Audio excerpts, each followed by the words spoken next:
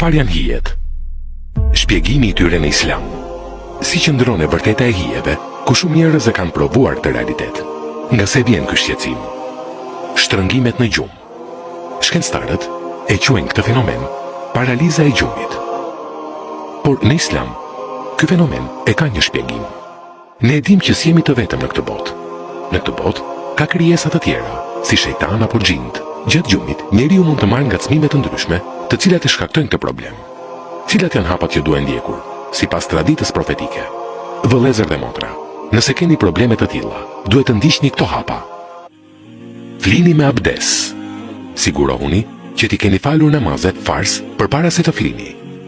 Para se të ngjiteni në shtratin tuaj, pastroje krevatin me dorën e djathtë, duke thënë Bismillah 3 herë.